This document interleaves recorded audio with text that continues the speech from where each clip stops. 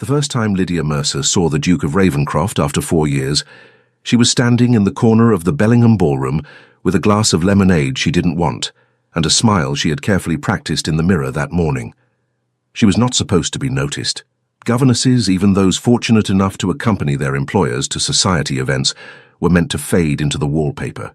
Lady Sinclair had been kind enough to bring her along, insisting that Lydia's education and composure made her a suitable companion rather than mere staff.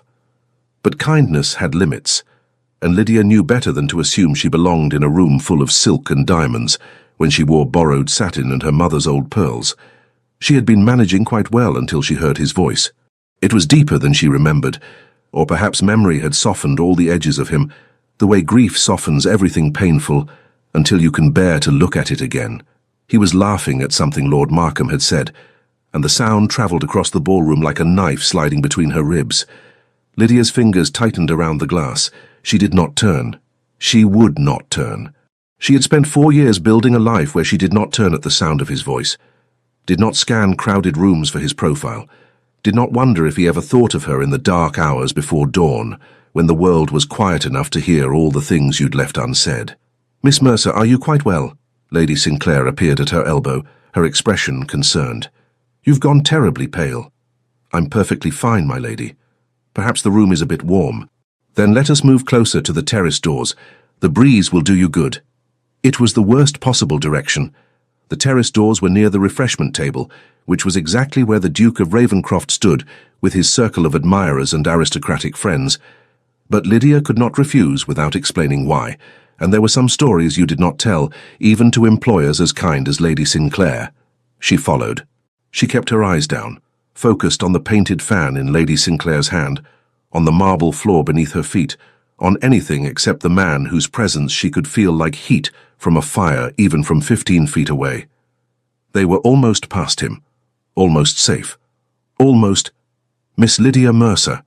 His voice was not a question, it was recognition, certainty, and something else she refused to name. The ballroom did not fall silent. Life was rarely that dramatic. But the small circle around the Duke paused mid-conversation, and Lady Sinclair stopped walking, and Lydia knew with the sick certainty of experience that she would have to turn now, would have to face him, because ignoring a duke in public was social suicide even for women who had nothing left to lose. She turned. 4 years had been kind to him. He was broader in the shoulders, his face more angular, as though life had carved away everything soft and left only the essential architecture of him. His dark hair was shorter than he used to wear it, and there were faint lines at the corners of his eyes that hadn't been there before, but his eyes, deep blue like storm clouds exactly as she remembered, held the same expression they'd worn the last time she'd seen him. Recognition. Hunger. Regret. Your Grace. She curtsied, the movement automatic, her voice steady despite the way her heart was trying to break through her chest. "I did not expect to encounter anyone who might remember me." It was a warning. A request. "Stop this before it begins." He did not stop. "How could I forget?" His voice was quieter now, meant only for her despite the audience. "You disappeared without a word, without a trace." Lady Sinclair's sharp intake of breath told Lydia that the damage was already done. Questions would follow. Questions she could not answer truthfully without destroying the life she had so carefully rebuilt. "I relocated for personal reasons, Your Grace. Surely you understand that not all departures require explanation." She saw the blow land, saw something flicker in his expression before he mastered it. "Of course," he said, but his voice had changed. "Though I confess I searched for you. Perhaps you should have searched harder." The words came out before she could stop them, sharp and bitter as medicine, and she watched his face go carefully blank the way it always had when she wounded him. She had forgotten how much power she'd once had in this, how easily she could make him bleed with nothing but her voice. Lady Sinclair touched her arm. "Miss Mercer, perhaps we should—" "Forgive me, Lady Sinclair," the Duke interrupted, his eyes never leaving Lydia's face. "But might I impose upon your kindness for an introduction? I knew Miss Mercer years ago when she lived in Ashworth, and I would very much like to renew our acquaintance." Ashworth, the village near his estate where he had kept her like a secret in a cottage surrounded by woods, where he had visited her 3 times a week and promised her a future he never intended to give her. "We were not well acquainted, Your Grace," Lydia said, her voice steady despite the rage building in her chest. Merely neighbours. Our association was brief and entirely unremarkable. I remember it differently. Memory often deceives us, particularly when we wish to assign significance to insignificant things. Lady Sinclair was watching them both with the expression of someone witnessing a conversation in a language she didn't speak, but could tell was full of profanity. "Miss Mercer is my companion," Lady Sinclair said carefully. "She has been in my employ for nearly 2 years, and I have found her to be a woman of exceptional character and discretion." The emphasis on discretion was deliberate, a reminder to Lydia that scandal would cost her this position, this safety, this life she had built from the ashes of the one he had destroyed. "I have no doubt," the Duke said, "which is why I hope she will accept my invitation." "What invitation?" Lydia's voice came out sharper than she intended. "Lady Sinclair, I'm hosting a small dinner party at Ravencroft House next week. Nothing elaborate. Merely a gathering of friends. I would be honoured if you and Miss Mercer would attend." It was a trap, an elegant, inescapable trap, dressed in social obligation and polite invitation. Lady Sinclair could not refuse a duke without giving offence, and Lydia could not refuse Lady Sinclair without losing her position. "How generous, Your Grace," Lady Sinclair said, her tone suggesting she recognized the trap even if she didn't understand why it had been set. "We would be delighted to attend." "Excellent." His eyes were still on Lydia, blue and intent and full of things she would not let herself interpret. "I look forward to continuing our conversation, Miss Mercer. There is a great deal I wish to discuss with you." "I'm certain there is," Lydia said quietly, "though I cannot imagine what we might have to say to one another after all this time. Can't you?" The ballroom was too warm, too bright, too full of watching eyes and whispered speculation. Lydia felt the weight of her past pressing against the careful facade of her present, threatening to crack it open and spill all her secrets onto the polished floor. "If you'll excuse us, Your Grace," she said, her voice cold enough to frost glass. "Lady Sinclair and I have other acquaintances to greet." She did not wait for his response. She turned and walked away with her spine straight and her head high, and she did not look back, because looking back was how you turned into salt, into stone, into the woman you swore you would never be again. But she could feel his eyes on her all the way across the ballroom. Lydia did not sleep that night. She lay in her small room on the 3rd floor of Lady Sinclair's townhouse and stared at the ceiling while her mind replayed every moment of the encounter. Every word, every expression, every weighted silence that meant more than speech. He had searched for her. The knowledge sat in her chest like a stone. She didn't want it there. Didn't want to care that he'd looked, that he'd tried, that he'd failed. She had left because staying would have destroyed her, because loving him had been like loving a ghost, something beautiful and insubstantial that vanished whenever you tried to hold it. She remembered the last night she'd seen him, 4 years ago. November. He had come to the cottage late, after midnight, with rain in his hair and something desperate in his eyes. They had sat by the fire, and he had held her hands between his, and he had told her about the arrangement his family had made. An engagement to Lady Rosalind Thornfield, daughter of the Earl of Westmont, a match that would secure alliances and fortunes, and all the tedious important things that mattered to people like him. "It doesn't change how I feel about you," he had said, as though that made it better. "You know that I—" He had stopped, unable to say the word love, because saying it would have made it real, would have given her the right to ask for more than he was willing to give. "When will you announce it?" she had asked, her voice steady despite the way her world was ending. 3 weeks. After the Thornfield family returns from Scotland. And after you're married? What then? I don't know. He had looked at her with those blue eyes full of misery and want. "But I cannot imagine my life without you in it, Lydia. Surely we can find a way—" "To what? Keep me as your mistress while you play husband to a woman who deserves better than a man who keeps his heart locked in a cottage in Ashworth?" She had pulled her hands from his. "No, I won't do it. I won't be the woman you visit between responsibilities, the secret you keep so you can feel like you're still the man you wish you were. That's not fair. None of this is fair, Nathaniel." It was the only time she'd ever used his name. He had always been Your Grace or my Lord, even in private, because maintaining the distance had been the only way to survive loving someone you could never truly have. "But I will not spend my life loving you from the shadows while you build a real life with someone else." He had left at dawn. She had watched him ride away through the rain, and she had known even then that she would not be there when he came back.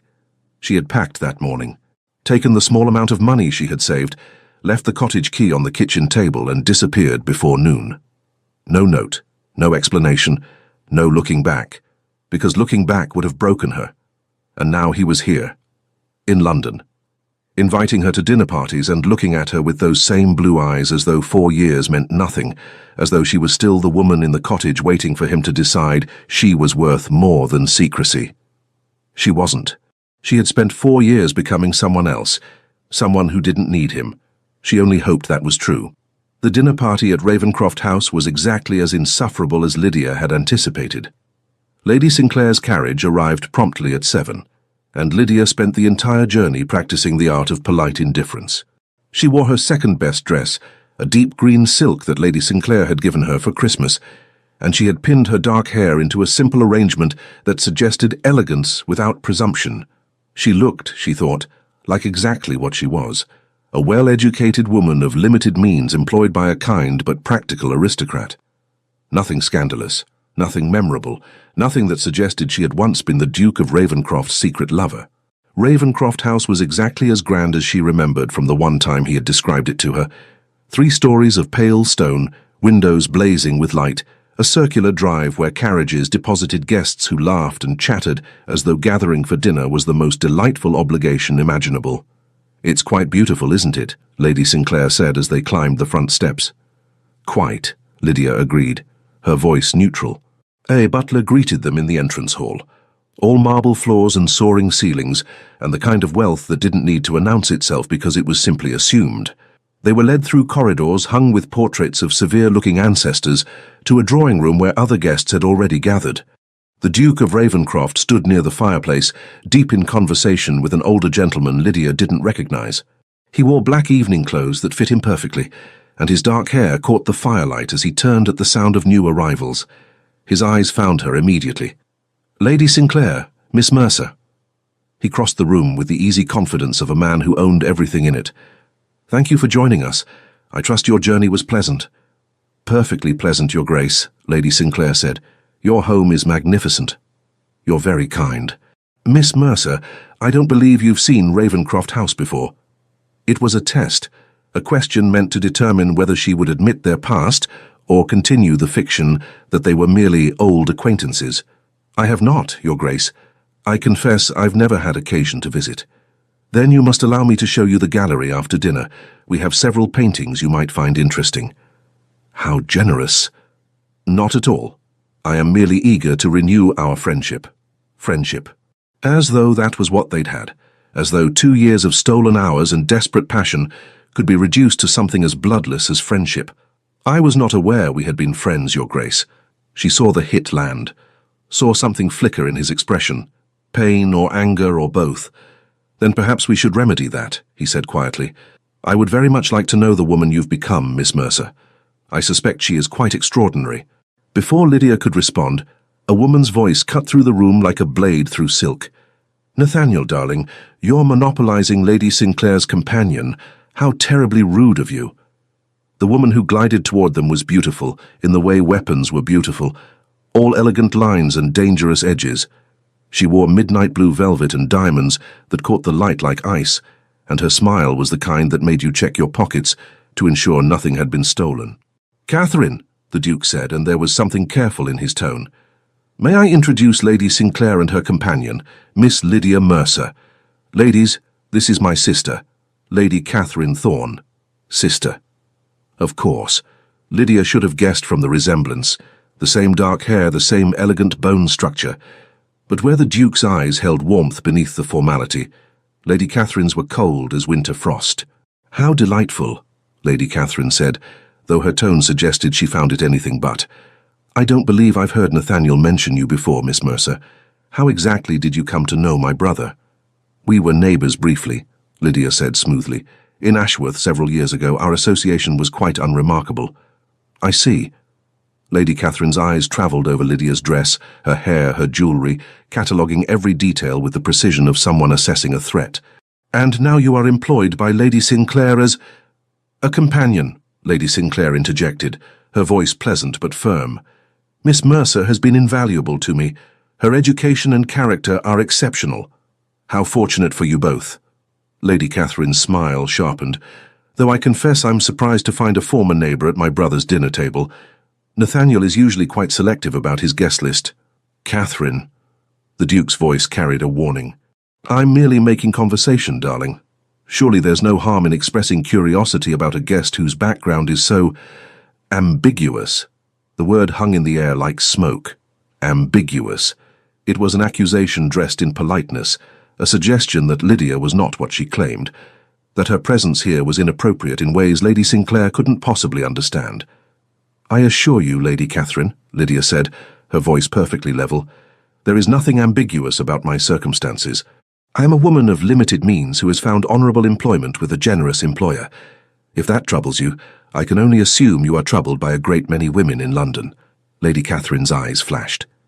The Duke made a sound that might have been a laugh he'd converted into a cough. "How refreshingly direct," Lady Catherine said, "though I wonder if directness is always wise, particularly for women in delicate positions." "I've found that honesty is considerably less delicate than deception," Lydia replied, "but perhaps we simply have different experiences in that regard." The air between them crackled with unspoken hostility. Lady Sinclair cleared her throat, her discomfort visible. But before she could intervene, the butler announced that dinner was served. "Shall we?" The Duke offered his arm to an older woman Lydia didn't recognize. Proper protocol demanded he escort the highest-ranking female guest, but his eyes remained on Lydia as he left the drawing room.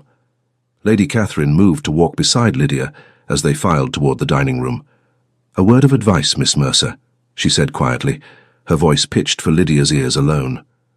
"My brother has a kind heart, but he is also a duke with responsibilities that extend far beyond sentiment. I would hate to see you embarrass yourself by imagining there could ever be anything more than polite acquaintance between you." "Your concern is noted," Lydia said, "though I assure you, I have no such illusions." "Good. Then we understand one another. Perfectly." But as Lydia took her seat at the dinner table, carefully positioned at the far end, well away from the Duke, she felt the weight of Lady Catherine's gaze on her throughout the meal, and she knew with sick certainty that the evening's conflict had only just begun. Dinner was an exercise in carefully maintained composure. Lydia sat between a younger son of an earl, whose name she immediately forgot, and an elderly viscount who spent most of the meal complaining about the declining quality of modern society. She smiled politely, made appropriate responses, and tried to ignore the fact that the Duke of Ravenscroft kept glancing in her direction when he thought no one was watching. Lady Catherine, seated near the Duke, maintained a running commentary of charming anecdotes and subtle barbs. She was exactly the kind of woman who could destroy reputations with nothing but carefully placed words and a knowing look. Lydia had met women like her before, women who wielded social currency like weapons because it was the only power they were permitted to have. "Miss Mercer," Lady Catherine said during a lull in conversation, her voice carrying easily down the table, "Lady Sinclair tells me you've been with her for 2 years. What did you do before that?" The question seemed innocent enough, but Lydia heard the trap in it.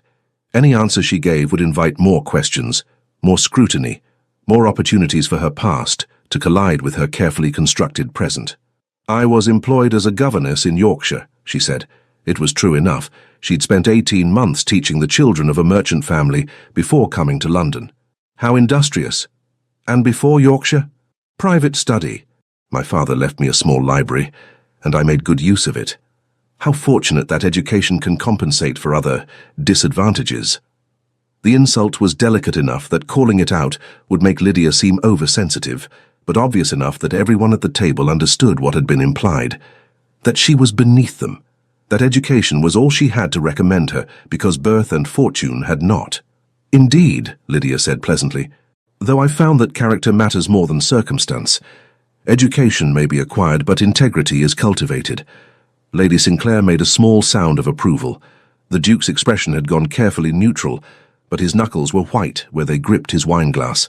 "Quite philosophical," Lady Catherine said, "though philosophy is considerably easier to embrace when one has nothing to lose." "I disagree," Lydia replied. "I think it's considerably harder. Those with nothing to lose have already lost everything. They know exactly what they're protecting when they choose honor over convenience." "How dramatic. You speak as though you've suffered great hardship." I speak as someone who has learned that survival requires more than pretty words and proper lineage. The silence that followed was sharp enough to cut. Lady Catherine's smile had frozen into something brittle, and the Duke had set down his glass with enough force to make it clink against the table. "Miss Mercer," he said quietly, "perhaps after dinner you would join me in the gallery. I believe you expressed interest in the paintings." "I made no such expression, Your Grace. Nevertheless, I insist." It was not a request. And because refusing a duke in his own home would create exactly the kind of scene that would cost her everything, Lydia inclined her head in acknowledgement. "As you wish." The meal concluded with excruciating slowness. By the time the ladies withdrew to the drawing room, leaving the men to their port and politics, Lydia's composure was fraying at the edges. Lady Sinclair caught her eye and gestured toward a settee near the window, away from Lady Catherine and her circle of admirers. "Are you quite all right, my dear?" Lady Sinclair asked quietly. Lady Catherine seemed rather pointed in her remarks. "She was testing me," Lydia said, "determining whether I pose a threat." "A threat to what?" "Her brother's reputation, his position, his future." Lydia kept her voice low, aware that they were being watched. "She believes I have designs on him." "Do you?" The question was blunt, surprising coming from Lady Sinclair, who usually avoided directness when possible. "No," Lydia said. And then, because she owed this woman honesty, she added, "But we were once acquainted, more than I admitted to you." "I see." Lady Sinclair studied her for a long moment. "Were you intimate with him?" Lydia's breath caught. "My lady, I am not asking out of prurience, Miss Mercer. I am asking because I need to know what I am defending you against. Lady Catherine will not stop with tonight's dinner. She will dig and she will find whatever secrets you have, and she will use them if they suit her purposes. Then perhaps I should resign my position before—" "Nonsense." Lady Sinclair's voice was firm. "I have no intention of losing an excellent companion simply because my friend's sister is a territorial harpy. But I do need to know what weapons she might use." Lydia looked at her employer, at the woman who had given her safety and respect when she'd had nothing, and made a choice. "Yes," she said quietly. "We were intimate for 2 years. He kept me in a cottage near his estate, and he visited me regularly. He promised me more than he was willing to give. When he became engaged to Lady Rosalind Thornfield, I left. I disappeared without explanation because staying would have destroyed me." Lady Sinclair absorbed this without visible shock. "And now he wants you back. I don't know what he wants, but I know I cannot be what I was to him before. I will not be hidden again. Then you must tell him so directly, before his sister decides to make an example of you." Before Lydia could respond, the men rejoined them, and the Duke crossed the drawing room with the deliberate purpose of someone who had made up his mind about something. "Miss Mercer," he said, "the gallery." She rose. She had no choice. But as she followed him from the drawing room, she felt Lady Catherine's eyes on her back like a blade between her shoulder blades. The gallery ran the length of the second floor, its walls lined with portraits and landscapes illuminated by carefully placed sconces. The Duke closed the door behind them, and the sudden quiet felt dangerous. "You don't have to do this," Lydia said, her voice sharper than intended. "You don't have to isolate me in private rooms and pretend you want to show me paintings. If you have something to say, say it." He turned to face her, and in the soft light she could see the exhaustion in his expression, the weight of whatever he'd been carrying for the past 4 years. "I looked for you," he said, "for 6 months. I sent men to Yorkshire, to Bath, to Scotland. I went to the cottage twice a week for a year, thinking perhaps you'd come back. I questioned everyone in Ashworth, but no one knew where you'd gone. It was as though you'd simply vanished." "I wanted to vanish," Lydia said. "I wanted to disappear so completely that I would stop being the woman who loved you." Something in his face cracked. "Did it work? What do you think?" "I think if it had worked, you wouldn't look at me the way you do now, with fury and pain and—" He stepped closer. "Tell me you feel nothing. Tell me these 4 years erased what we had, and I will leave you alone. I will never speak to you again beyond what courtesy requires. What we had." Her voice rose despite her efforts to contain it. "We had nothing, Nathaniel. We had stolen hours and empty promises, and the constant knowledge that I was a secret you were ashamed to acknowledge. That's not love. That's cowardice." I was trying to protect you. From what? From being seen with you? From having the world know you cared for someone who wasn't highborn enough to be your duchess? She laughed bitterly. You weren't protecting me. You were protecting yourself from the inconvenience of having to choose between your heart and your comfort. That's not fair. None of this is fair. You don't get to invite me here, to trap me in your home with your sister watching like a hawk, and demand I explain why I left. I left because you made me a ghost, Nathaniel. You made me someone who only existed when no one else was looking. And I decided I would rather not exist at all than exist only in your shadow. He was silent for a long moment, his jaw tight with whatever emotion he was fighting to contain. I didn't marry her, he said finally. Lady Rosalind. The engagement was broken before the announcement. Lydia went very still. What? I broke it. 3 days after I told you about the arrangement, I went to her father and told him I couldn't go through with it, that I was committed to someone else. You broke your engagement? Yes. Why? Because I realized I would rather lose everything than lose you, and then I discovered I'd already lost you anyway. The words hit her like a physical blow.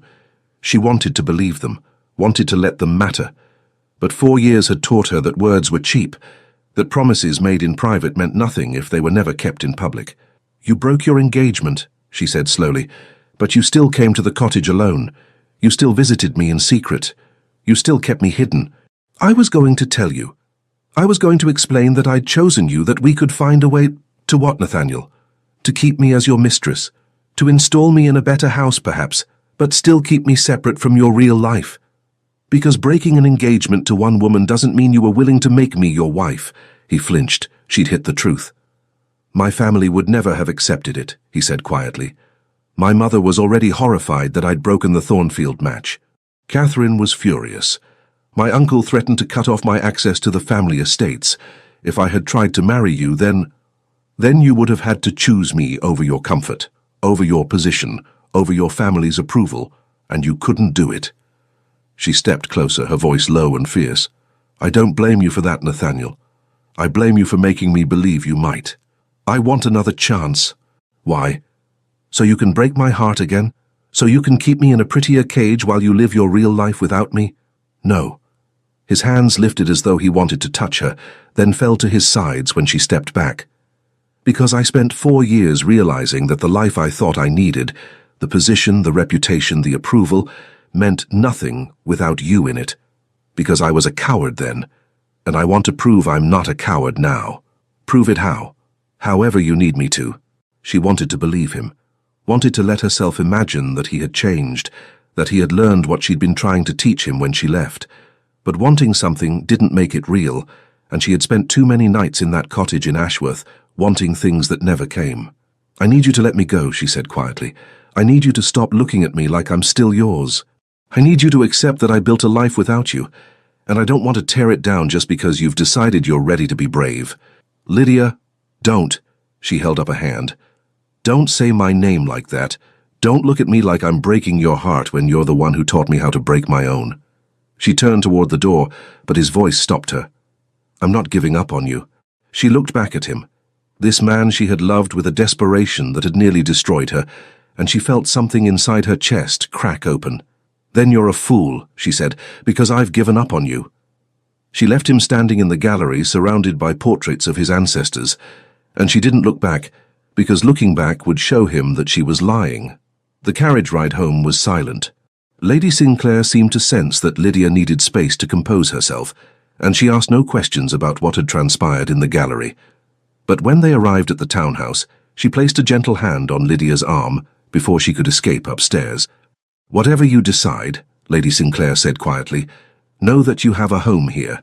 You are not dependent on his mercy or his attention. You are my companion, and that position is yours regardless of what history you share with the Duke of Ravencroft. Lydia's throat tightened. Thank you, my lady. And Miss Mercer. Don't let Lady Catherine frighten you. Women like her have power only because we give it to them. Stand your ground. Lydia nodded, though she wasn't certain she had any ground left to stand on. That night, she lay awake and thought about the way he had looked at her in the gallery, with want and regret, and something that might have been hope if she let herself believe it. She thought about the cottage in Ashworth, about all the nights she'd waited for him by the fire, about the way he'd held her like she was precious, even as he refused to claim her in daylight. She thought about the woman she'd been then, young and foolish, and so desperate to be loved that she'd accepted scraps and called them a feast. She was not that woman anymore, but God help her, she still loved him. The letter arrived 3 days later. It was delivered by a footman in Ravencroft livery, sealed with the Duke's crest, and Lydia knew before opening it that it would be a mistake to read it. She should burn it unopened, should refuse to acknowledge whatever plea or justification it contained.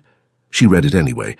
Miss Mercer, I have spent 3 nights trying to write this letter, and I have burned 7 drafts because words fail to capture what I need to say. But cowardice has cost me enough already, so I will attempt honesty even if it is inadequate. You were right about everything. I was a coward. I kept you hidden, because it was easier than fighting for you.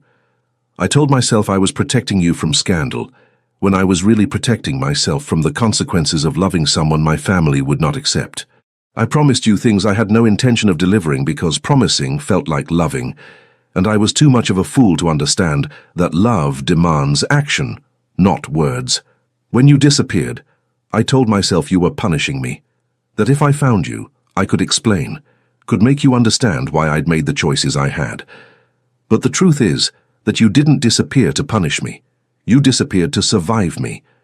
And I am ashamed that it took me 4 years to understand that. I broke my engagement to Lady Rosalind because I could not marry her while loving you. But breaking an engagement is not the same as fighting for you. I should have come to you that same day, should have told you what I'd done and asked you to build a life with me, consequences be damned. Instead, I told myself I needed time to manage my family, to prepare them, to find the perfect moment. There is no perfect moment. There is only now, and the choice to be brave or to be comfortable. I am trying to choose bravery, even though I am 4 years too late. If you truly want me to leave you alone, I will respect that wish. But if there is any part of you that still cares, not for who I was, but for who I am trying to become, I am asking for a chance to prove that I have learned what you tried to teach me. You deserve to be loved in daylight, loudly, without apology or hesitation. And if you let me, I would like to spend the rest of my life proving that I understand what that means. Yours, if you'll have me. Nathaniel. Lydia read the letter 3 times before she realized she was crying. She wanted to dismiss it as pretty words, as another promise he wouldn't keep. But there was something in the writing, in the way he'd admitted his failures without trying to excuse them, that felt different from the man she'd known 4 years ago. People could change. She had changed. Why couldn't he? But wanting him to have changed and trusting that he had changed were very different things, and trust, once broken, was a delicate thing to rebuild. It required more than letters and confessions. It required proof. She tucked the letter into her desk drawer and tried not to think about it. She failed. The second letter arrived 2 days later, then a third, then a fourth. He didn't plead, didn't demand responses or explanations. Instead, he wrote her the kind of letters she'd dreamed of receiving when she was alone in the cottage. Letters that told her about his days, his thoughts, his regrets. Letters that treated her like someone whose opinion mattered, whose absence left a hole in his life. I attended a dinner at the Westlake estate tonight, one letter read. Lord Westlake spent 20 minutes explaining his plans to modernize his tenants' cottages, and all I could think about was the cottage in Ashworth. How cold it must have been in winter. How isolated. I told myself I was keeping you safe there, but the truth is I was keeping you convenient. Close enough to visit, far enough to hide. I am sorry for that. I am sorry for so many things. Another letter arrived with a pressed violet tucked inside. You told me once that violets were your favorite flower because they grew in places other flowers wouldn't.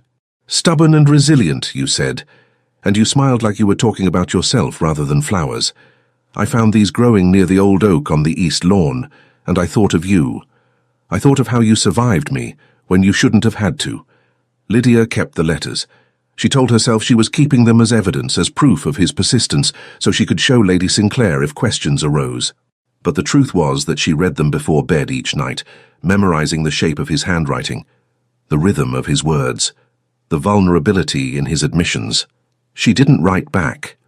Couldn't, because responding would mean deciding, and she wasn't ready to decide anything except that she missed him with an ache that lived in her bones. Lady Catherine made her move 2 weeks after the dinner party. Lydia was shopping with Lady Sinclair in a fashionable district when they encountered Lady Catherine and 2 other women, whose names Lydia didn't know but whose expressions suggested they'd been thoroughly briefed on scandal. "Lady Sinclair, what a pleasant surprise," Lady Catherine said, her smile sharp as broken glass. "And Miss Mercer, I've been meaning to call on you, but I've been so occupied with preparations for my brother's upcoming house party. You will both be attending, I trust." "We received no invitation," Lady Sinclair said carefully. "Oh, how strange. I specifically instructed Nathaniel to include you both on the guest list. He's been so distracted lately," her eyes fixed on Lydia with predatory focus. "Though I suppose that's understandable given recent revelations." "What revelations?" Lady Sinclair's voice had gone dangerously quiet. "Only that Miss Mercer's past in Ashworth was rather more colourful than she's let on. It seems my brother was quite devoted to a certain resident of that village, a woman he visited regularly, a woman who disappeared rather abruptly when his family made arrangements for a more suitable match." The words dropped like stones into water, sending ripples of whispered speculation through the surrounding shoppers. Lydia felt her face go hot, felt the careful walls she'd built around her reputation begin to crack. "I see," Lady Sinclair said, her tone glacial. "And you are sharing this speculation publicly because I would hate for you to be deceived, Lady Sinclair.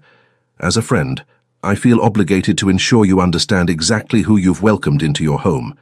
"How thoughtful." Lady Sinclair's voice could have frozen fire. "Allow me to return the favour by ensuring you understand exactly who you're maligning. Miss Mercer's character is beyond reproach. Whatever history she may share with your brother is precisely that, history. And if you continue to spread gossip designed to damage her reputation, you will find yourself unwelcome in my home and my social circle." Lady Catherine's smile tightened. "I'm merely concerned for your welfare. Your concern is noted and rejected. Good day, Lady Catherine." Lady Sinclair took Lydia's arm and swept from the shop with the kind of regal disdain that made everyone else step aside. But Lydia could hear the whispers starting behind them, could feel the speculation spreading like ink in water. The damage was done.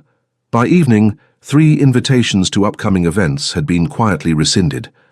By the next morning, 2 of Lady Sinclair's friends had sent notes expressing regret that they wouldn't be able to attend her upcoming musical after all.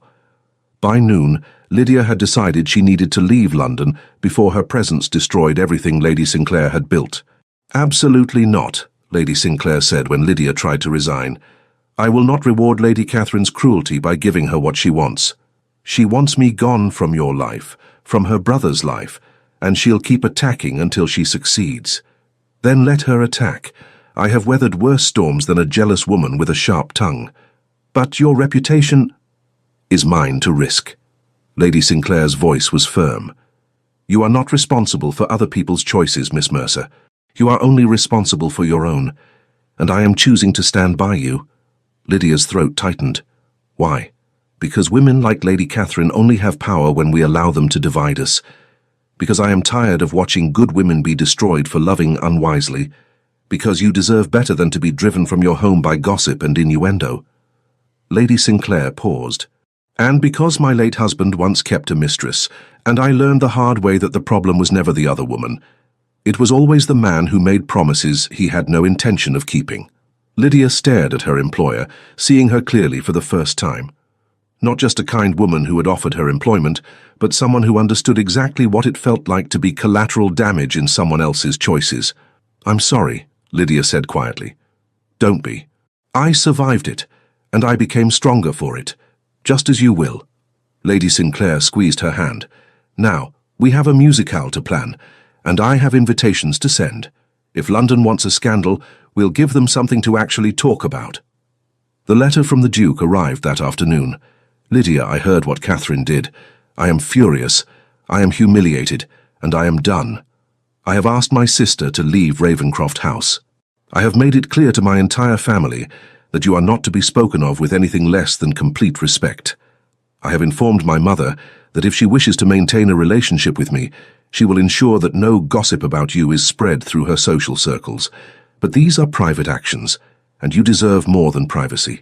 You deserve to be defended publicly." You deserve to have someone stand beside you and declare that you are worthy of respect, of admiration, of love. I am calling on you tomorrow afternoon. I am not asking permission. I am not requesting a private conversation. I am coming to Lady Sinclair's home at 3 o'clock, and I am going to tell you, in front of her, in front of the staff, in front of anyone who happens to be watching, exactly what you mean to me. If you wish to refuse me afterward, that is your right. But I will not let you believe for one more day that I am ashamed of loving you, N. Lydia read the letter twice, her hands shaking slightly. He was coming here, to Lady Sinclair's home, in broad daylight, where anyone could see. It was exactly what she'd wanted 4 years ago, what she'd needed him to do before she'd left.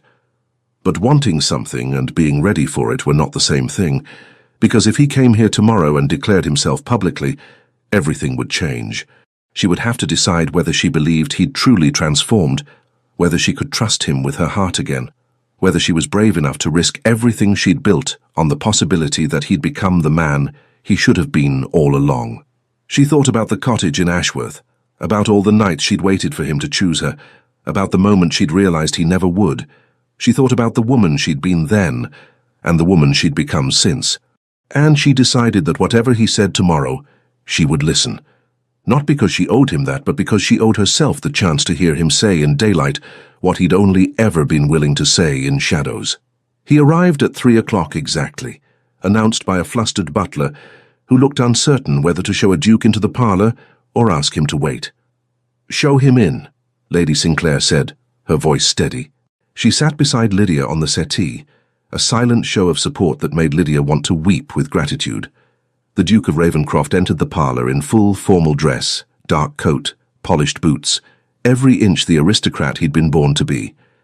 But his hands were clenched at his sides, and there was something uncertain in his expression that she'd never seen before.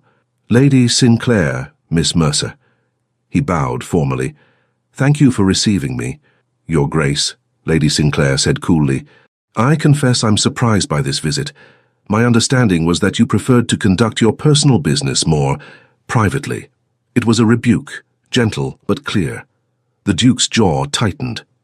"I have made many mistakes, Lady Sinclair. Privacy when public acknowledgement was required being chief among them. I am here to correct that error." "How convenient that you've chosen to correct it now, after your sister has already damaged Miss Mercer's reputation." "Nothing convenient about it. I should have done this 4 years ago." He turned to Lydia, and the intensity in his blue eyes made her chest tight. "I should have stood in the village square in Ashworth and told everyone that I loved you. I should have defied my family's expectations and married you before they could arrange anything else. I should have chosen you loudly, publicly, without hesitation or shame." "But you didn't," Lydia said quietly. "No, and I have spent 4 years regretting that cowardice." He stepped closer, though he made no move to touch her. "I told myself I was protecting you from scandal, but I was protecting myself from consequence. I told myself we could find a way to be together once things settled, but I never actually did the work to make that possible. I kept you hidden because it was easier than fighting, and I am ashamed of that." "Pretty words, Your Grace," Lady Sinclair said. "But words are cheap. What are you willing to do to prove them?" He didn't look away from Lydia. "Whatever she asks." "I don't want you to do something for me," Lydia said, her voice steady despite the way her heart was racing. "I want you to do something because it's right. Because you believe I deserve to be respected, not because I'm demanding it as the price of forgiveness." "You deserve everything," he said simply. "And I am done letting anyone, including my family, suggest otherwise. Even if it costs you. It should cost me. Cowardice always costs someone. I just made certain the cost fell on you rather than me. I won't do that again." Lydia studied him, this man who had broken her heart with kindness, with promises he never kept, with love he only expressed in private. She wanted to believe he'd changed, wanted to trust that he'd learned something in their 4 years apart, but trust was earned, not given.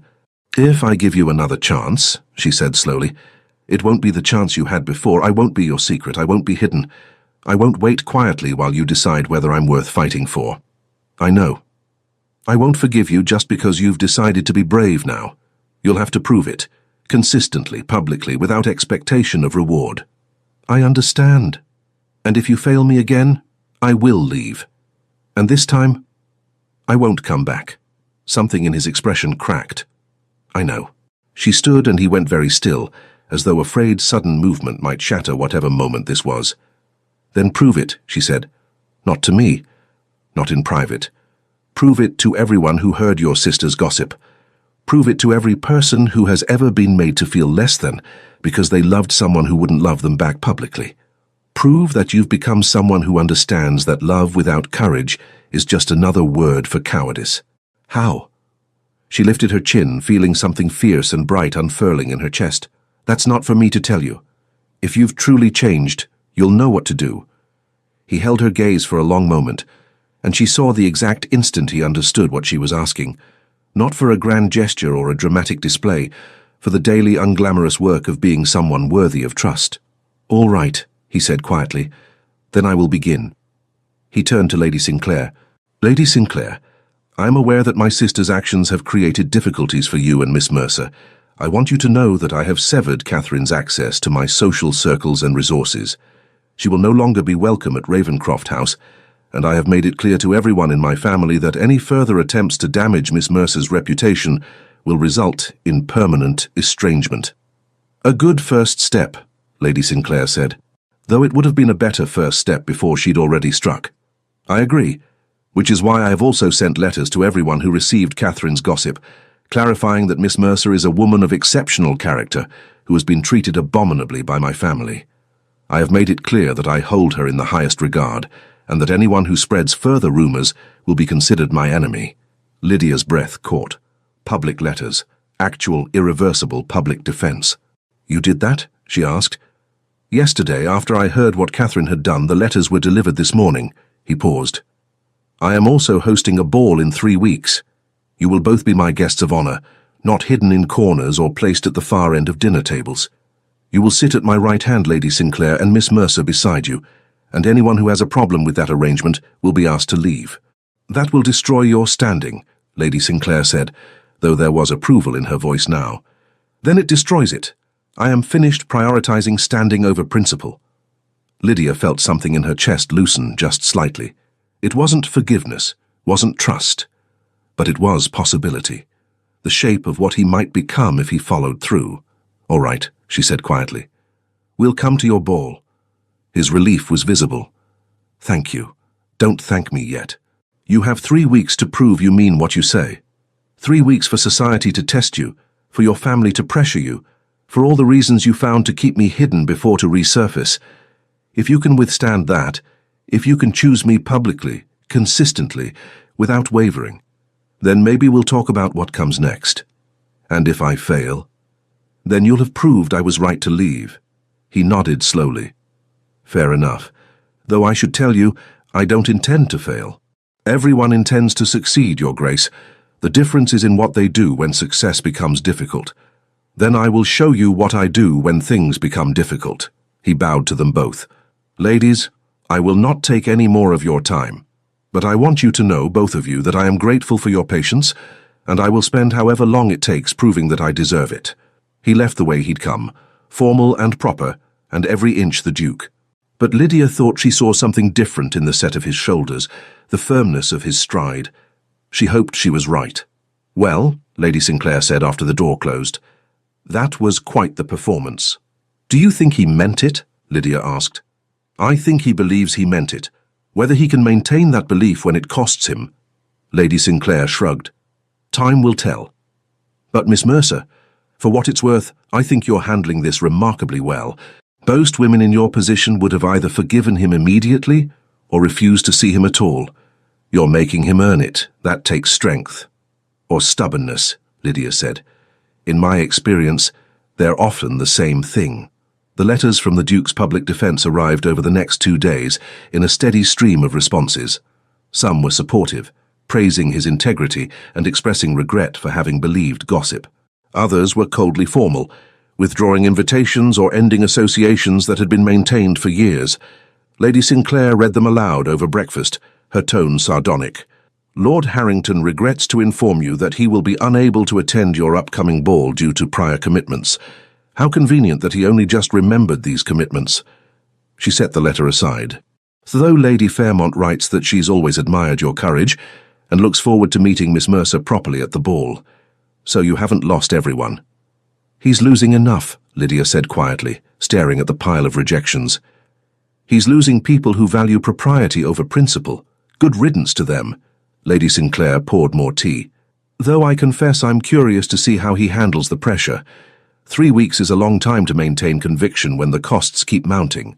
Lydia was curious too, and terrified, because part of her wanted him to succeed, wanted to believe he'd truly changed, but another part, the part that still remembered how it felt to wait in that cottage while he lived his real life elsewhere, expected him to break, expected him to realize that choosing her publicly cost more than he was willing to pay. The first test came 5 days later. Lydia was walking through Hyde Park with Lady Sinclair when they encountered the Duke of Ravencroft with a group of men she recognized as his closest friends. He saw her immediately, and rather than offering a polite nod and moving on, which would have been the socially appropriate response, he excused himself from his companions and crossed directly to them. "Lady Sinclair, Miss Mercer," he bowed. "What a pleasant surprise." "Your Grace," Lady Sinclair said, her tone carefully neutral. "I was just telling Lord Ashworth about the preparations for the ball. Miss Mercer, you'll be pleased to know that I've arranged for the Bellingham Orchestra. I remembered you once mentioned enjoying their performance at the village festival in Ashworth. It was a small detail, insignificant to anyone overhearing. But Lydia remembered that conversation, remembered telling him about the festival while they sat by the fire in the cottage, remembered the way he'd listened like her words mattered. He'd remembered, and he was mentioning it publicly, connecting them, acknowledging their shared history. "How thoughtful," she said quietly. "Would you both join me for a turn around the Serpentine? I'd welcome the company if you're not otherwise engaged." It was a test, walking publicly with them in broad daylight where everyone could see. Lady Sinclair glanced at Lydia, giving her the choice. "We'd be delighted, Your Grace," Lydia said. They walked 3 abreast, the Duke in the middle, and Lydia could feel the weight of eyes on them. Whispers followed in their wake. She saw Lady Catherine's friend Mrs. Bellingham watching from a distance, her expression scandalized. She saw other women turn away deliberately, cutting them. The Duke seemed to notice none of it. He spoke easily about the upcoming ball, about changes he was making to the estate in Ashworth, about a book he'd recently read that he thought Lydia might enjoy. He treated her like an equal, like someone whose opinion mattered, like she had every right to walk beside him in public. When they finally parted, Lady Sinclair waited until they were out of earshot before speaking. "Well, that was certainly a statement. Do you think it was genuine?" Lydia asked. "Or performance?" "I think it was both. He's performing courage until it becomes genuine, which is, frankly, how most virtues are developed." Lady Sinclair squeezed her arm. "But he's trying. That counts for something." Lydia hoped she was right.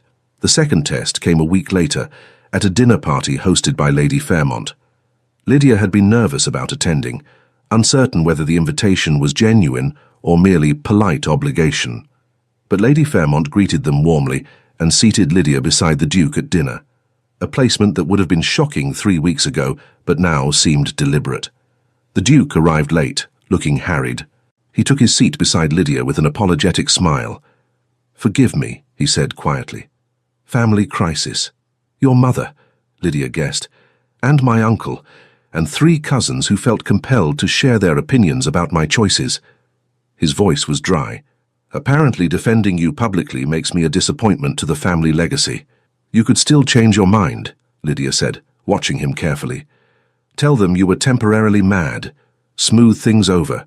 He looked at her with something that might have been amusement, or might have been exhaustion. "Is that what you think I should do?" "I think you should do whatever you can live with. Then I'll keep disappointing my family. I've discovered I can live with their disapproval considerably better than I can live with my own cowardice." Before Lydia could respond, Lady Catherine's name was mentioned by someone across the table. "I heard she's been staying with the Dowager Countess of Millbrook," Mrs. Winters said. "Apparently her brother asked her to leave Ravencroft House after some unpleasantness." The table went quiet. Everyone looked at the Duke, waiting to see how he would respond. "My sister made choices I could not support," he said clearly, his voice carrying. "She attempted to damage the reputation of someone I hold in high regard. I made it clear that such behavior would not be tolerated in my home or my family. How extraordinary, Lord Fairmont said, though his tone suggested admiration rather than criticism. Family loyalty is important, but I suppose principle must occasionally supersede it. I've found that family loyalty means very little if it requires you to abandon your principles, the Duke replied. My sister chose to attack someone who couldn't defend herself publicly. I chose to defend her. I'd make the same choice again. His hand brushed Lydia's under the table so briefly she might have imagined it, but she felt the warmth of it, the reassurance. The conversation moved on, but Lydia sat very still, processing what had just happened. He'd defended her publicly. Again. In front of people who mattered, whose opinions shaped society. He'd chosen her over his sister, over family unity, over the path of least resistance. It still wasn't enough. Not yet. But it was more than he'd done 4 years ago. After dinner, as guests gathered in the drawing room, the Duke found her near the window. You're wondering if I'll keep doing this, he said quietly. Defending you, choosing you publicly. Yes, I will, even when it costs me. Especially when it costs me, because the cost is proof that it matters. Pretty words again, Your Grace. Then let me prove them with action. He paused. There's something I need to tell you. Something I should have told you 4 years ago. What? I love you. Not the way I loved you then, desperately and selfishly and in secret. I love you the way you deserve to be loved all along, proudly, without reservation, without shame. The words hit her like a physical blow. She'd wanted to hear them for so long, had imagined them so many times in the cottage in Ashworth, but now that he was finally saying them, here, where anyone could overhear, she found herself afraid of what they meant. You don't have to say anything, he continued. I'm not asking you to reciprocate. I'm not asking you for anything except the chance to keep proving that I've learned what you tried to teach me. That love without courage isn't love at all. Nathaniel, 3 more weeks, he said. Give me 3 more weeks to show you that I can withstand pressure, that I can maintain conviction even when everyone tells me I'm wrong. And then, if you still don't believe me, I'll accept that and leave you in peace. And if I do believe you, then we'll figure out what comes next. Together. She wanted to believe him, wanted to let herself imagine a future where they stood beside each other in daylight, where loving him didn't require hiding who she was. But trust was built through consistency, not declarations, and 3 weeks wasn't very long to prove transformation. All right, she said. 3 more weeks. The next 2 weeks tested him in ways Lydia hadn't anticipated. His mother arrived at Ravencroft House and demanded he reconcile with Lady Catherine. He refused. His uncle threatened to challenge his claim to certain family properties. He consulted lawyers. 3 of his oldest friends stopped speaking to him after he refused to dismiss his defense of Lydia as a temporary lapse in judgment. Each time, he chose her. Publicly, clearly, without wavering. And each time, Lydia felt the walls around her heart crack a little more. Lady Sinclair watched the progression with something like satisfaction. He's actually doing it, she said one morning, reading yet another letter from someone cutting ties with the Duke. He's burning his bridges and choosing you anyway. He's destroying his life, Lydia said quietly. He's rebuilding it on a foundation of principle rather than convenience. There's a difference. Lady Sinclair set down her teacup. The question is whether you're ready to let him. I don't know, he hurt me so badly, Eleanor. She'd started using Lady Sinclair's given name in private, a sign of how close they'd become. What if he breaks me again? Then you'll survive it. Just as you survived it before, but Miss Mercer, Lydia, I think you need to ask yourself whether you're protecting yourself from him or punishing him for who he used to be. The words stung because they were true. Part of her was still so angry at the man he'd been that she couldn't quite trust the man he was becoming. I'm afraid, she admitted. I'm afraid he'll wake up one day and realize I'm not worth all the things he's lost. Then you don't understand what you're worth, but he does. Finally, Eleanor smiled. Let him prove it. You've given him 3 weeks. See what he does with them. The ball arrived faster than Lydia expected. She spent the morning in a state of barely controlled panic, convinced that something would go wrong, that the Duke would change his mind, or his family would stage some kind of intervention, or society would collectively decide to boycott the event as punishment for his defiance of propriety. Lady Sinclair remained infuriatingly calm. You're borrowing trouble, she said as her maid arranged Lydia's hair. The invitations were sent. The responses were received. Everything is arranged. How many people declined? Enough that it's noticeable, not so many that the ball will be empty. Eleanor met her eyes in the mirror. He knew there would be consequences, and he accepted them anyway. That's what matters. Lydia wore a gown Eleanor had commissioned specifically for the occasion, deep sapphire silk with delicate silver embroidery that caught the light like stars. It was the most beautiful thing she'd ever worn, and she felt simultaneously magnificent and terrified. "You look like a duchess," Eleanor said approvingly. "I'm not a duchess. I'm a companion who used to be someone's secret." "No. You're a woman who survived being someone's secret and built a life on her own terms. That's considerably more impressive than being born into a title." They arrived at Ravencroft House precisely on time. The circular drive was full of carriages, and light blazed from every window. The Duke stood at the entrance greeting guests, and when he saw them, his entire face transformed. He came down the steps to meet them personally, which was highly irregular and probably scandalous, and exactly the kind of public gesture Lydia had needed from him 4 years ago. "Lady Sinclair, Miss Mercer." He bowed deeply. "Thank you for coming. You honor my home with your presence." "Your Grace," Eleanor said warmly. "Your home is magnificent. It's better now that you're here." But his eyes were on Lydia, blue and intent and full of something that made her chest tight. "Miss Mercer, you look extraordinary. You're very kind." "I'm very honest." He offered his arm. "May I escort you inside? I have someone I'd like you to meet." Lydia glanced at Eleanor, who nodded encouragingly. She placed her hand on his arm, feeling the solid warmth of him through the fabric of his coat, and let him lead her into the ballroom. It was breathtaking.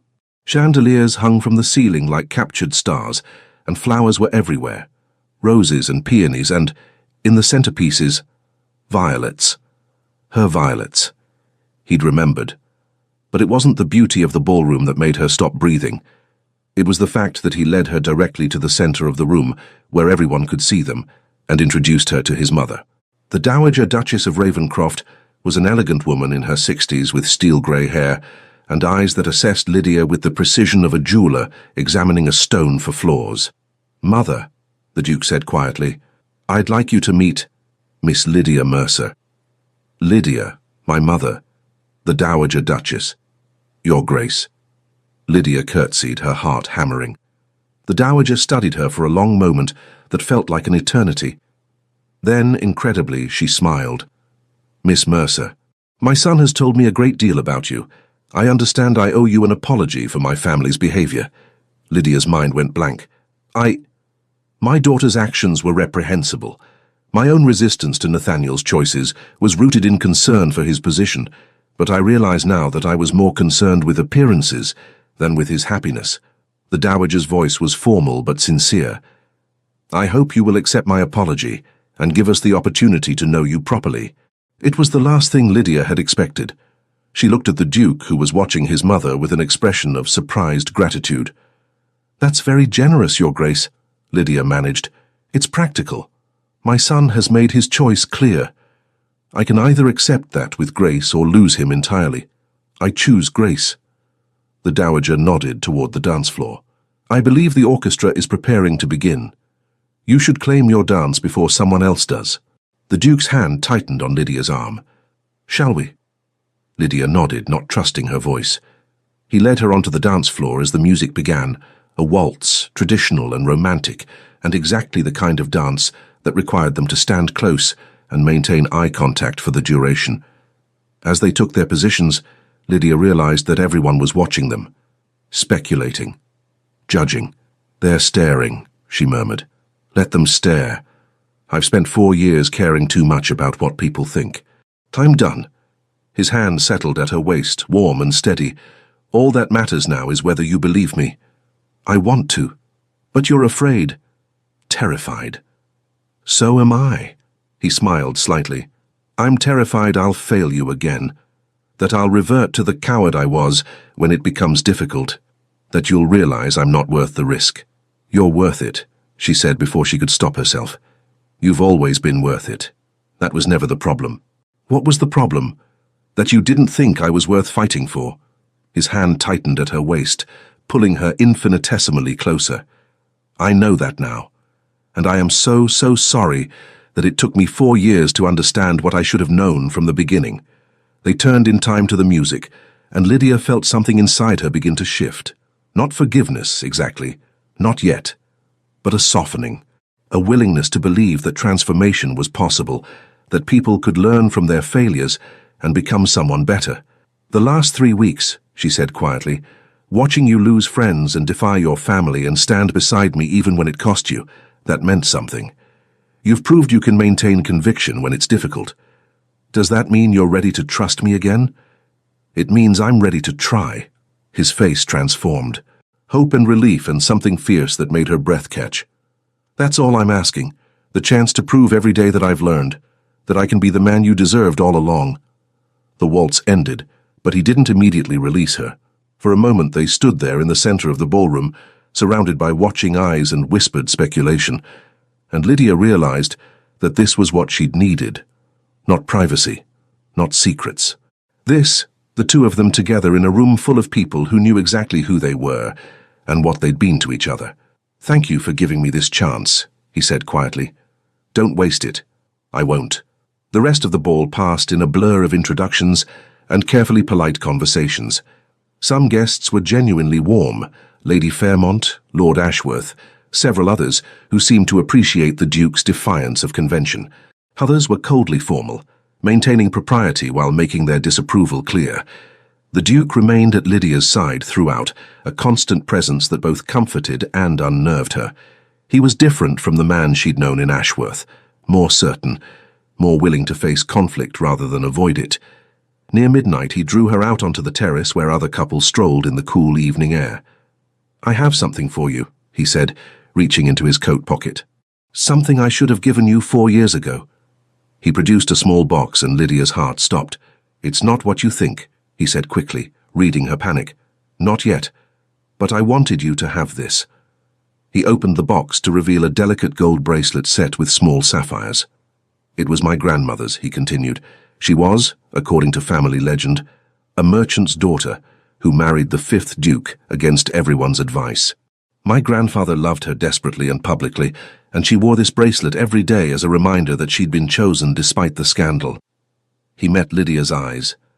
"I want you to have it, not as a promise of marriage, I know I need to earn that, but as a symbol that you are chosen, that you will always be chosen."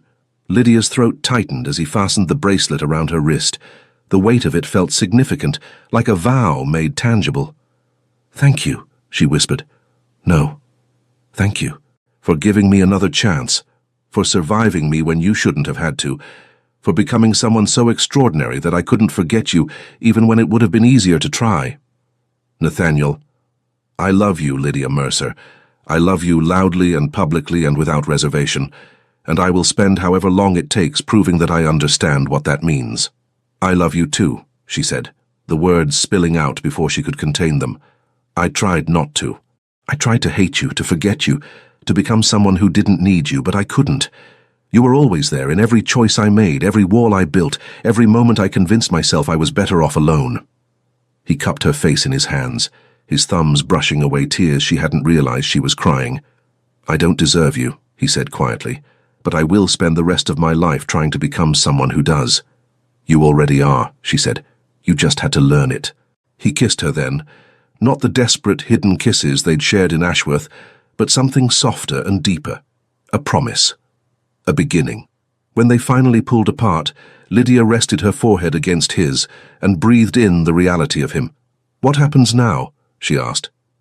"Now we figure out the rest together, slowly, publicly, without hiding." He smiled. "And I caught you properly. With flowers and terrible poetry and respectable chaperones. I want to do everything we should have done before. I'd like that." They stood there on the terrace while the ball continued inside, and for the first time in 4 years, Lydia let herself imagine a future where loving him didn't require hiding who she was.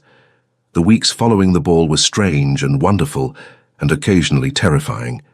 The Duke courted her exactly as he'd promised, properly, publicly, with all the traditional rituals they'd skipped before. He called on her at Lady Sinclair's home at appropriate hours, bringing flowers and books he thought she'd enjoy. He escorted her to dinners and musical evenings and walks through Hyde Park, where everyone could see them together. Society's response was mixed. Some accepted the relationship with varying degrees of enthusiasm. Others remained coldly disapproving. But gradually, as weeks turned to months, the scandal faded into background noise. They became a known quantity, the Duke of Ravenscroft and his unconventional choice, and eventually even the most rigid members of the ton found something else to talk about. Lady Catherine remained in exile, though Lydia heard through Eleanor that she'd married a Scottish baron and moved north.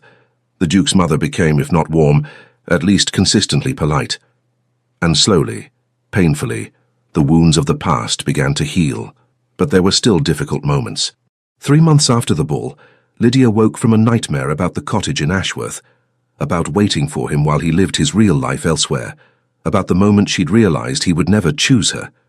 She found Eleanor in the morning room, and before she could stop herself, the whole story came tumbling out. "What if he's only doing this because I left?" she asked, her voice shaking. "What if he doesn't actually want me? He just wants to prove he's changed." "Then you have a choice to make," Eleanor said gently.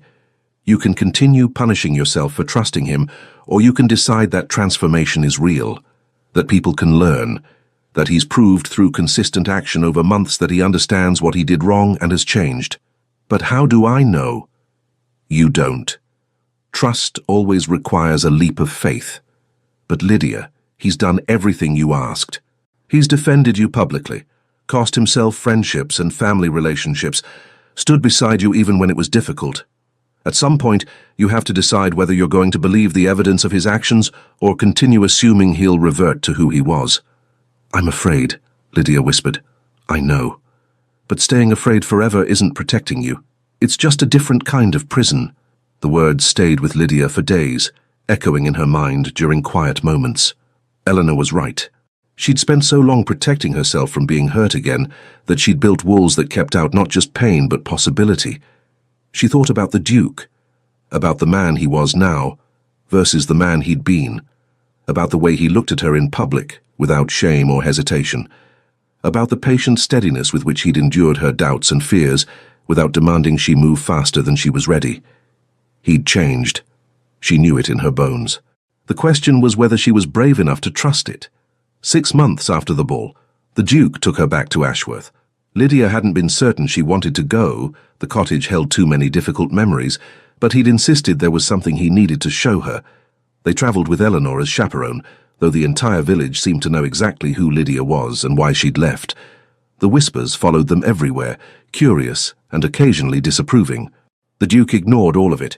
He took her to the cottage first, and Lydia's chest tightened as she saw it again. The same stone walls, the same thatched roof, the same windows she'd stared out while waiting for him to arrive. "I want to show you something," he said, leading her inside. The cottage was exactly as she'd left it, furniture arranged the same way, books still on the shelves, even the blanket she'd folded over the back of the chair before leaving. But there was something new on the kitchen table, a key and a deed. "I bought the cottage," he said quietly.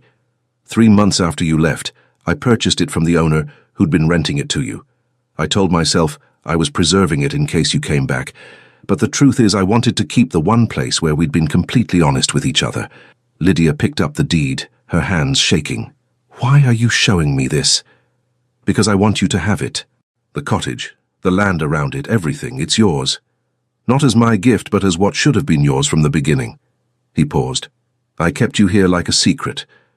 I want to give it to you as an apology. A place that's yours, that you control, that no one can take from you." "Nathaniel, there's more." He led her outside, and she realized for the first time that there were people gathered near the old oak tree. Villagers she recognized from her time here, along with several she didn't know. "What's happening?" she asked.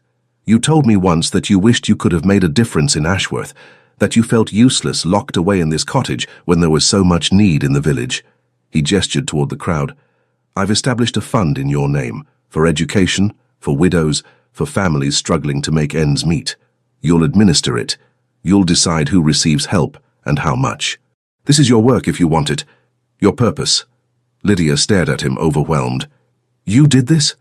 I did this because you deserve to be more than ornamental, because the woman I kept hidden in that cottage had so much to offer, and I was too blind to see it." His voice roughened. I can't give you back the time I wasted, but I can give you the future you should have had all along." One of the villagers, Mrs. Hammond, who ran the bakery, stepped forward. "Miss Mercer, we remember you. Remember how you taught my Sarah her letters when no one else would. Remember your kindness." She smiled. "We're glad you came back. We're glad His Grace finally had the sense to choose you properly." Other voices joined hers, sharing stories Lydia had forgotten or hadn't known had mattered. Small kindnesses she'd shown during her time here, moments she'd thought insignificant that had left lasting impact. "You were never just the woman in the cottage," the Duke said quietly. "You were someone who mattered, who made a difference, and I was a fool not to see it." Lydia's eyes burned with tears. "You really have changed. I've learned. There's a difference." He took her hands.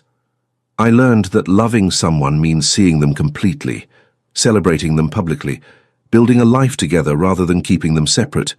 I learned that you are extraordinary, and I was lucky to be loved by you, and I will spend the rest of my life trying to deserve that luck." "You already do," she whispered. "Then will you let me prove it? Every day for the rest of our lives?" It wasn't a proposal, not yet. But it was a promise of partnership, of equality, of a future where she would be celebrated rather than hidden. "Yes," she said. "Yes." He kissed her there in front of the entire village, and this time there was no shame, no secrecy, no holding back. Just the two of them, choosing each other in daylight, witnessed and celebrated by everyone watching. They stayed in Ashworth for 3 days. Lydia met with families who needed help from the fund, made plans for a small school, reconnected with people she'd thought she'd left behind forever.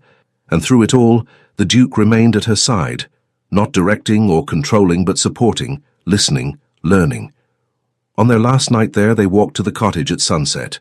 The sky was streaked with pink and gold, and the air smelled of roses from the garden she'd planted years ago. "I was so angry at you," she said quietly. "For so long I thought I'd never forgive you for what you did. You had every right to be angry. But I've realized something. I wasn't just angry at you. I was angry at myself for loving you despite everything, for not being able to hate you the way I wanted to.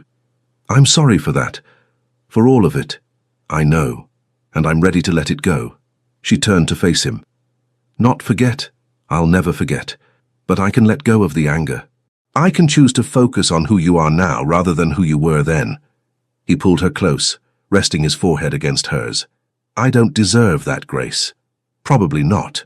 But I'm giving it to you anyway, because holding on to anger was hurting me more than it was hurting you, and because I want to build something new rather than keep living in the wreckage of what we had before. I love you," he said, "more than I knew it was possible to love someone. And I will spend the rest of my life proving it." "I believe you," she said, and she did. 9 months after the ball, Lady Catherine sent a letter. It arrived at Ravenscroft House, where Lydia was having tea with the Duke and his mother. The Dowager opened it with visible reluctance and read in silence before passing it to her son. "She's apologizing," the Dowager said, her tone suggesting she found this as surprising as everyone else did. "To all of us. Apparently her new husband has made her reflect on her behavior." The Duke read the letter carefully, his expression unreadable. Then he handed it to Lydia. "Dear Nathaniel, I have spent these past months in Scotland reflecting on my actions, and I have come to realize that I was profoundly wrong. I attacked Miss Mercer not because she was unworthy, but because I was afraid of losing my influence over you. I was afraid of change, of having to acknowledge that my understanding of what our family needed was incomplete. I spread gossip and used my social position to wound someone who had done nothing to deserve it. I put my comfort above your happiness, and I am ashamed of that. I do not expect forgiveness. But I wanted you to know that I understand now what I did not understand then, that love requires more than propriety, that sometimes the right choice is the difficult one. That Miss Mercer is not a threat to our family. She is someone who makes you better. I hope someday we can reconcile, but I will understand if that is not possible. Your sister, Catherine Lydia, read the letter twice, processing the apology. It felt sincere, though whether Catherine had truly changed or simply learned to recognize when she'd lost remained unclear. "What do you think?"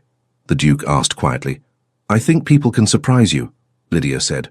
"I think transformation is possible, even for people who seem set in their ways." She paused. But I also think reconciliation takes time. That forgiveness doesn't mean immediately restoring everything to how it was before. Wise words, the Dowager said. I will write to Catherine and let her know that while I appreciate her apology, she will need to demonstrate through consistent action that she has truly changed before she is welcomed back into this family's inner circle. The Duke squeezed Lydia's hand under the table. Thank you for being generous even when you had every right not to be. I learned it from you, she said. You taught me that people can change, that past mistakes don't have to define future possibilities. We taught each other, he replied. A year after the ball, the Duke took Lydia to the gallery at Ravencroft House, the same gallery where she'd confronted him on the night of the dinner party, but this time the space felt different, less fraught with painful history, more full of possibility. I've been thinking about something, he said as they walked past portraits of his ancestors. About the future, about what comes next. What have you been thinking? He stopped in front of a painting of his grandmother, the one who had married the 5th Duke despite scandal, who had worn the sapphire bracelet Lydia now wore every day. I've been thinking that I want to be like them, he said quietly. Like my grandparents, who chose each other despite convention, who built a life based on love rather than expectation, who proved that sometimes the right choice is the unconventional one. Lydia's heart began to race. Nathaniel, let me finish. He turned to face her, taking both her hands. I've spent a year proving to you that I've changed, that I understand what I did wrong, and have become someone different, someone better, and I hope I've succeeded in that. You have, she whispered. Then I want to ask you something, not because I think I deserve you, but because I can't imagine spending the rest of my life with anyone else. He dropped to one knee, and Lydia's breath caught. Lydia Mercer, will you marry me? Will you let me spend the rest of my life proving every day that you were worth fighting for? That you are worth celebrating, defending, loving loudly and publicly, and without reservation? Tears blurred her vision. She thought about the cottage in Ashworth, about all the nights she'd waited for him to choose her. She thought about the woman she'd been then, desperate for scraps of affection, willing to accept being hidden because she'd thought that was all she deserved. She thought about the woman she'd become. Someone who knew her worth, who refused to settle for less than she deserved, who had built a life on her own terms. And she thought about this man kneeling before her, who had torn apart his comfortable life to become someone worthy of her trust, who had learned what she'd tried to teach him, who had proved through consistent action over more than a year that transformation was real. Yes, she said, her voice breaking. Yes, I'll marry you. He stood and kissed her, and this time there was no hesitation, no shadow of the past between them. Just the two of them choosing each other freely, without shame or secrecy or anything but love. I promise you, he said against her lips, that you will never be a secret again. That everyone will know you are mine and I am yours. That I will defend you, celebrate you, stand beside you in every challenge that comes. I know, she said. You've already proved it. They were married 3 months later, in a ceremony that defied convention in every possible way. Rather than a grand London wedding, they married in Ashworth, in the village church surrounded by people from both worlds. Villagers who remembered Lydia from her time in the cottage, aristocrats who had stood by the Duke through the scandal. Lady Sinclair, who gave Lydia away with visible pride, the Dowager Duchess who had become, if not quite warm, at least genuinely accepting. Even Lady Catherine attended, sitting in the back and keeping appropriately humble throughout. Lydia wore a gown of white silk embroidered with violets. The Duke wore his formal attire, but carried a single violet in his buttonhole, and when the vicar asked if anyone objected to the union, the silence was absolute. They said their vows clearly, loudly, witnessed by everyone who mattered. And when the Duke kissed his bride, the church erupted in applause. At the reception, held in the gardens of Ravencroft House, the Duke stood and raised his glass for a toast. "A year ago," he said, his voice carrying across the crowd, "I made the mistake of believing that loving someone in secret was enough. That privacy was protection. I was wrong." He looked at Lydia, his eyes bright with emotion. "My wife taught me that love demands visibility, that choosing someone means choosing them publicly, consistently, without reservation or shame. She taught me that transformation is possible, that past failures don't have to define future choices. And she gave me the greatest gift anyone has ever given me, a second chance." He raised his glass higher, to Lydia, who taught me what it means to love bravely, who survived my cowardice and became someone extraordinary, who made me better by refusing to accept less than I was capable of being. To Lydia, the crowd echoed. Lydia stood and took the Duke's hand, feeling the weight of his grandmother's bracelet on her wrist, the gold band on her finger, the love in his eyes. She thought about the woman she'd been in that cottage, waiting, hoping, accepting scraps. She thought about the woman she'd become, strong enough to leave, brave enough to return, wise enough to recognize transformation when she saw it. "Thank you," she said quietly, only for him, "for becoming the man I always knew you could be. Thank you for not giving up on me when I gave you every reason to." They danced their first dance as husband and wife, as the sun set over Ashworth, painting the sky in shades of gold and rose. And when the music ended, and they stood there in each other's arms, Lydia realized that this public celebration, this witnessed joy, this loud declaration of love, was what she'd been waiting for all along, not to be loved in secret, but to be chosen in daylight. Epilogue. 3 years later, Lydia stood in the cottage in Ashworth, the cottage that was now hers, that she'd turned into a school for village children, and watched her students practice their letters. The Mercer Foundation had grown beyond anything she'd imagined, supporting families throughout the region, funding education and medical care and opportunities that hadn't existed before. The Duke joined her as the last student left for the day, wrapping his arms around her waist and resting his chin on her shoulder. "How were they today?" he asked. "Brilliant. Sarah Hammond is ready to move on to Latin. Thomas Wright has a gift for mathematics, and little Emma asked if women could become scholars." She smiled. "I told her absolutely." "Good.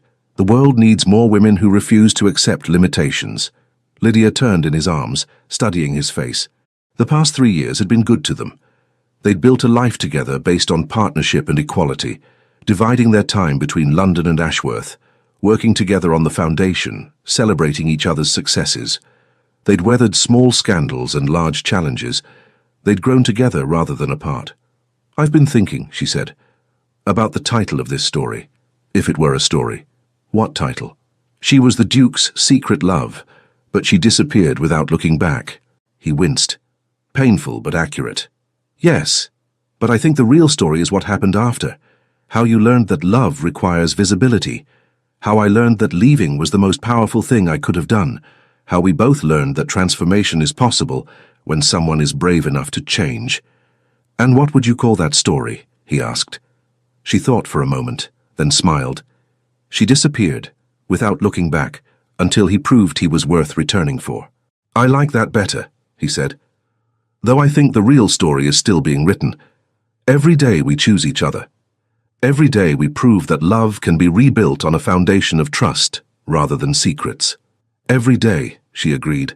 They locked the cottage and walked back through the village together, hand in hand as the sun set behind them. And Lydia thought about all the ways she'd been broken and healed, hurt and restored, hidden and finally seen. She had been the Duke's secret love. She had disappeared without looking back, but she had returned to find him transformed, not into someone perfect, but into someone brave enough to admit his failures and determined enough to become better. And together, they had built something new, something that existed in daylight, witnessed and celebrated by everyone who mattered, something worth fighting for.